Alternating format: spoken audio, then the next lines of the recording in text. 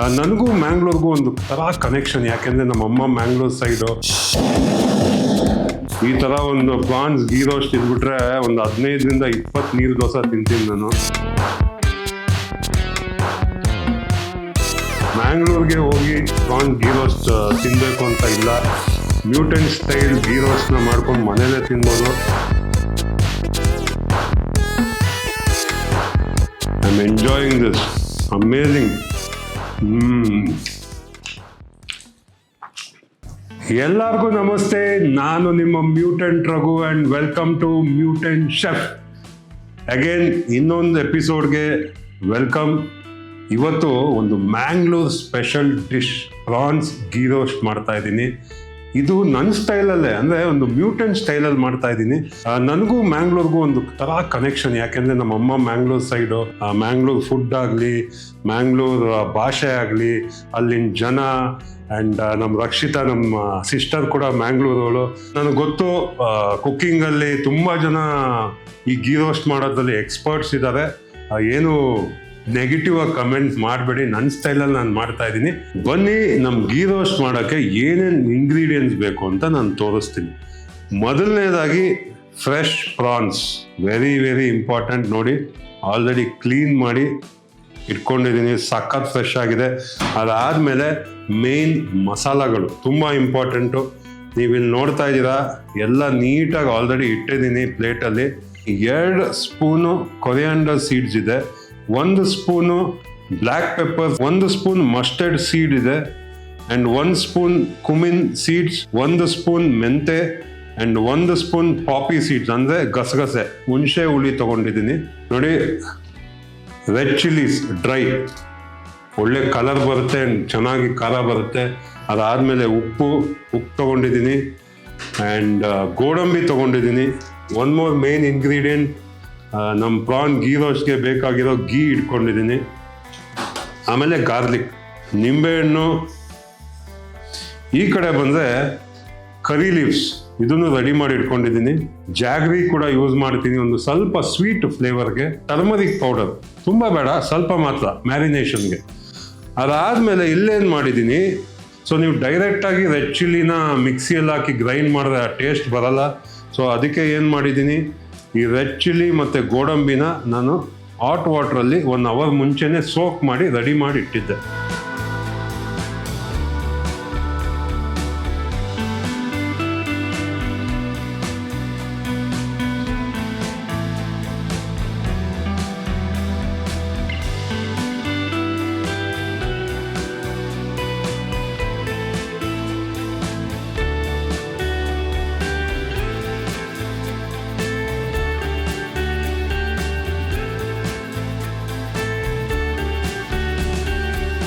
First step ಏನು ಮಾಡೋಣ, ನಮ್ಮ ಪ್ರಾನ್ಸ್ನ ಮ್ಯಾರಿನೇಟ್ ಮಾಡ್ಕೊಂಬಿಡೋಣ. ನಾವು ಪ್ರಾನ್ಸ್ ಏನು ಇಟ್ಕೊಂಡಿದ್ದೀವೋ ಒಂದು ಸ್ವಲ್ಪ ಟರ್ಮೆರಿಕ್ ಹಾಕೊಳ್ಳಿ, ಸ್ವಲ್ಪ, ತುಂಬ ಕಮ್ಮಿ ಹಾಕ್ಕೊಂಡು ಒಂದು ಚೂರು ಲೈಮ್ ಹಾಕ್ಕೊಳ್ಳಿ. ನೋಡಿ, ಸ್ವಲ್ಪ ಲೈಮ್ ಹಾಕ್ಕೊಳ್ಳಿ,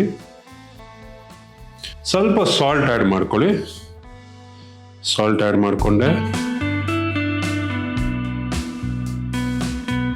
ಇದನ್ನು ನೀಟಾಗಿ ಕಲಿಸ್ಬಿಡೋಣ.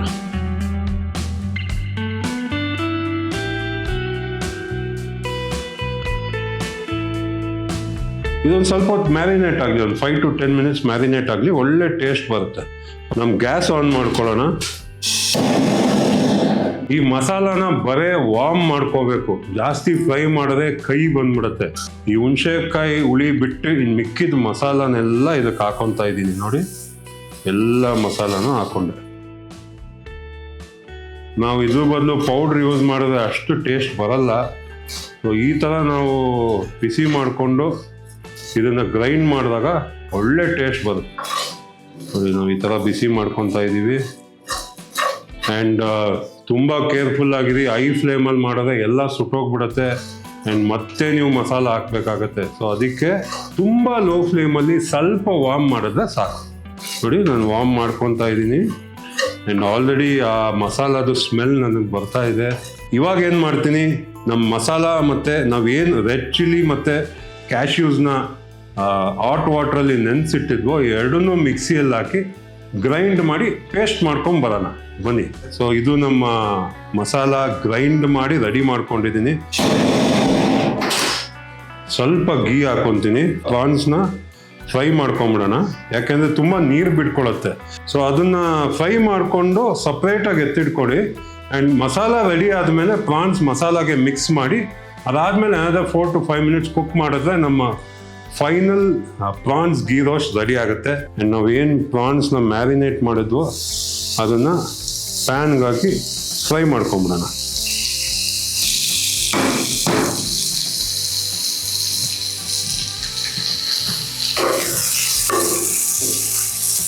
ಆ್ಯಂಡ್ ಪ್ರಾನ್ಸ್ನ ನೀವು ತುಂಬ ಬೇಯಿಸಿದ್ರೆ ರಬ್ಬರ್ ಫೀಲಿಂಗ್ ಬಂದ್ಬಿಡುತ್ತೆ. ಸೊ ತುಂಬ ಬೇಯಿಸೋಕೆ ಹೋಗ್ಬೇಡಿ, ಆ ಜ್ಯೂಸಿ ಫ್ಲೇವರ್ ಇರಲ್ಲ. ಪ್ರಾನ್ಸ್ನ ಮ್ಯಾಕ್ಸಿಮಮ್ 5 minutes ಇಲ್ಲ ಮ್ಯಾಕ್ಸಿಮಮ್ 10 minutes, ಅದಕ್ಕಿಂತ ಜಾಸ್ತಿ ನೀವು ಬೇಯಿಸೋಕೆ ಹೋದರೆ ಪ್ರಾನ್ಸ್ ನಿಜವಾಗ್ಲೂ ತಿನ್ನೋಕ್ಕೆ ಚೆನ್ನಾಗಿರಲ್ಲ, ತುಂಬ ಗಟ್ಟಿಯಾಗೋಗುತ್ತೆ, ಅದರಲ್ಲಿರೋ ಮಾಯಿಶ್ಚರ್ ಕೂಡ ಹೊಟ್ಟೋಗುತ್ತೆ. ಆದಷ್ಟು ಪ್ರಾನ್ಸ್ನ ಓವರ್ ಕುಕ್ ಮಾಡೋಕ್ಕೆ ಹೋಗ್ಬೇಡಿ. ಒಂದು 70% ಕುಕ್ ಮಾಡ್ಕೊತೀನಿ ಪ್ರಾನ್ಸ್ನ. ಆಲ್ಮೋಸ್ಟ್ ವಾಟ್ರೆಲ್ಲ ಹೋಯ್ತು ನಮ್ಮ ಪ್ರಾನ್ಸಲ್ಲಿ. ನೋಡಿ ಇನ್ನೂ ಬಿಟ್ಕೊತಾ ಇದೆ water. Very nice.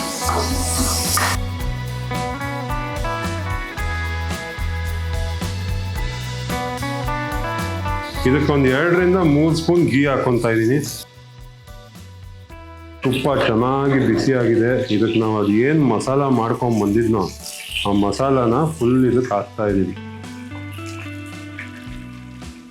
Dry chillies ಹಾಕಿರ್ತೀವಲ್ಲ, ನಾವು ಫ್ರೈ ಮಾಡ್ತಾ ಮಾಡ್ತಾ ಮಾಡ್ತಾ ಒಂದು ಡಾರ್ಕ್ ಕಲರ್ ಬರುತ್ತೆ and gravy and ghee separate ಆಗುತ್ತೆ. ಸೊ ಅಲ್ಲಿ ತನಕ ನಾವು ಇದನ್ನು ಕುಕ್ ಮಾಡಬೇಕು. ಸೊ ನೀಟಾಗಿ ಕುಕ್ ಮಾಡ್ಕೊಳ್ಳಿ.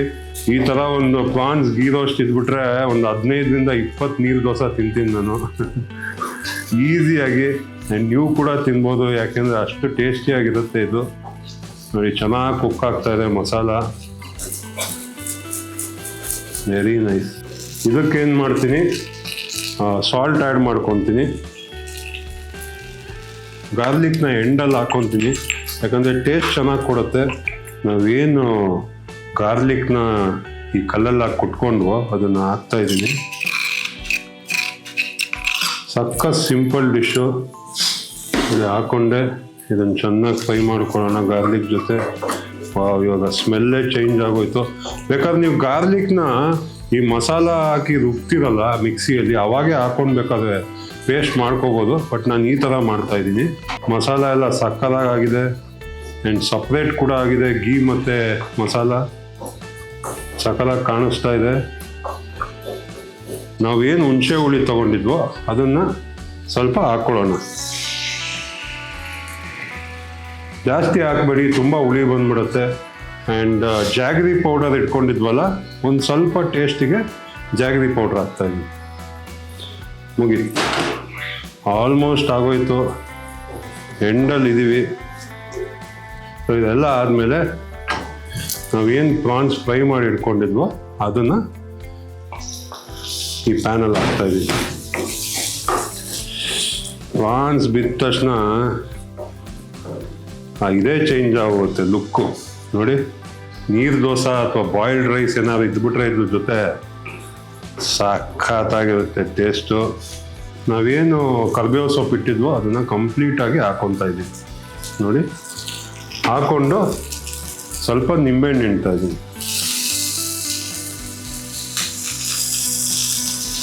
ಸೊ ಫೈನಲ್ಲಾಗಿ ಒಂದು ಸತೆ ಇದನ್ನು ಕಲಿಸ್ಬಿಡೋಣ. ಕಂಟಿನ್ಯೂಸ್ ಆಗಿ ಕಲಿಸ್ಬೇಕು. ಗೀ ರೋಸ್ಟ್ ಮಾತ್ರ ನೀವು ಎಲ್ಲೂ ಸ್ಟಾಪ್ ಮಾಡೋಂಗೇ ಇಲ್ಲ. ಸ್ಟಾಪ್ ಮಾಡಿದ್ರೆ ಹಾಳಾಗ್ಬಿಡುತ್ತೆ, ಪ್ಯಾನಿಗೆ ಕಚ್ಕೊಂಡ್ಬಿಡುತ್ತೆ. ನೋಡಿ ಎಷ್ಟು ಚೆನ್ನಾಗಿ ಕಾಣಿಸ್ತಾ ಇದೆ ಮಸಾಲ, ಸೂಪರ್. ಮ್ಯಾಂಗ್ಳೂರ್ಗೆ ಹೋಗಿ ಪ್ರಾನ್ಸ್ ಗೀ ರೋಸ್ಟ್ ತಿನ್ನಬೇಕು ಅಂತ ಇಲ್ಲ. ಮ್ಯೂಟೆಂಟ್ ಸ್ಟೈಲ್ ಗೀ ರೋಸ್ಟ್ನ ಮಾಡ್ಕೊಂಡು ಮನೇಲೇ ತಿನ್ಬೋದು. ನೀವೇನು ಮಾಡಬೇಕು, ಮ್ಯೂಟೆಂಟ್ ಶೆಫ್ನ ಸಬ್ಸ್ಕ್ರೈಬ್ ಮಾಡಬೇಕು ಆ್ಯಂಡ್ ನನ್ನ ಕುಕ್ಕಿಂಗ್ ವಿಡಿಯೋಸ್ ನೋಡಬೇಕು. ನೋಡಿದಾಗ ನಿಮಗೂ ಒಂದು ಐಡಿಯಾ ಬರುತ್ತೆ ಯಾವ ಥರ ಪ್ರಾನ್ಸ್ ಗೀ ರೋಸ್ಟ್ ಕುಕ್ ಮಾಡೋದು ಅಂತ. ಆ್ಯಂಡ್ ಈ ಥರ ಎಕ್ಸೈಟಿಂಗ್ ಡಿಶಸ್ ತೊಗೊಂಡು ನಾನು ಬರ್ತಾನೆ ಇರ್ತೀನಿ. ನನ್ನದೇ ಒಂದು ಡಿಫ್ರೆಂಟ್ ಸ್ಟೈಲಲ್ಲಿ ನನಗೇನು ಇಷ್ಟನೋ ಅದನ್ನೇ ಇಷ್ಟು ವರ್ಷ ಮಾಡ್ಕೊಂಬಂದಿದ್ದೀನಿ. ಆ್ಯಂಡ್ ಎಲ್ಲರಿಗೂ ಆ ಟೇಸ್ಟ್ ಇಷ್ಟ ಆಗಿದೆ. ಆ ಟೇಸ್ಟ್ನ ನಿಮಗೂ ತೋರಿಸ್ಬೇಕು ಅಂತ ಆಸೆ, ಅದಕ್ಕೆ ಎಲ್ಲ ನನ್ನ ಫೇವ್ರೆಟ್ ಡಿಶಸ್ ನಿಮ್ಮ ಮುಂದೆ ತೋರಿಸ್ತಾ ಇದ್ದೀನಿ. ಸೊ ನಮ್ಮ ಪ್ರಾನ್ಸ್ ಗೀ ರೋಸ್ಟ್ ರೆಡಿ ಆಗಿದೆ. ಬನ್ನಿ ಇದನ್ನು ಪ್ಲೇಟಿಂಗ್ ಮಾಡ್ಕೊಳ್ಳೋಣ.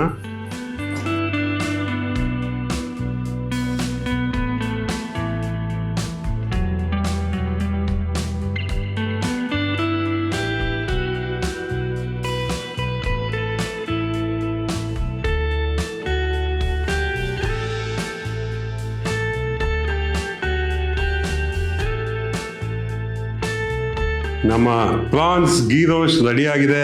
ಬನ್ನಿ ಟೇಸ್ಟ್ ಮಾಡಿ ನೋಡೋಣ. ಗೀ ಎಲ್ಲ ಬಿಟ್ಕೊಂಡಿದೆ, ನನಗಂತೂ ತಡ್ಕೊಳಕ್ಕಾಗ್ತಾ ಇಲ್ಲ. ಒಂಚೂರು ಮಸಾಲಾನ ಹಾಕೊಂಡು